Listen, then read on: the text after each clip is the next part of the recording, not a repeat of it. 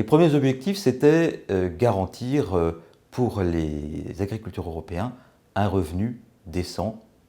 Ensuite, améliorer la productivité agricole de l'Europe, garantir les approvisionnements pour les Européens, garantir aussi un prix raisonnable des denrées agricoles. Et au fur et à mesure, ces objectifs ont évolué pour s'adapter au contexte international, pour s'adapter aussi aux attentes des Européens.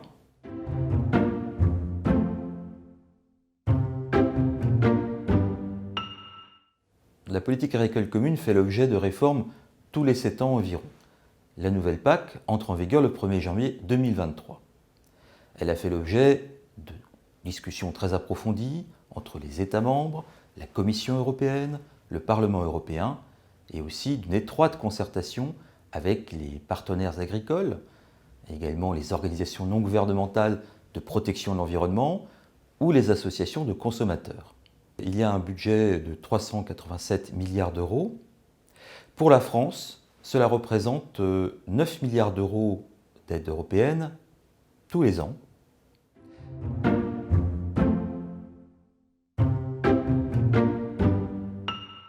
Ce qui change, c'est une ambition environnementale renforcée pour la prochaine politique agricole commune. Cela se traduit par exemple par la mise en place de dispositifs nouveaux comme les éco-régimes.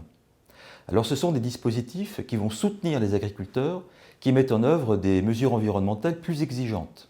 Il y a également une augmentation des crédits qui sont destinés à la protection de l'environnement, aux mesures de transition agroécologique et aux mesures de soutien à l'agriculture biologique. Puis enfin, on peut parler d'un renforcement de la conditionnalité des aides directes, c'est-à-dire par exemple la nécessité pour une exploitation agricole de disposer sur son sol de ce qu'on appelle des surfaces d'intérêt écologique, par exemple des haies, des mares, pour protéger l'environnement.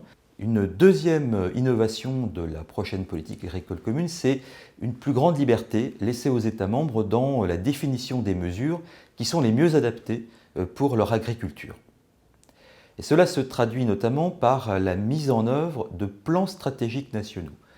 Ils se caractérisent par une ambition environnementale renforcée, le soutien à un secteur agricole pour qu'il soit plus résistant aux crises et plus diversifié dans sa production, le soutien au tissu économique rural et la prise en compte de priorités de la société, comme par exemple le bien-être animal, la lutte contre la déforestation importée, la réduction de l'empreinte carbone alimentaire et l'amélioration des conditions de travail.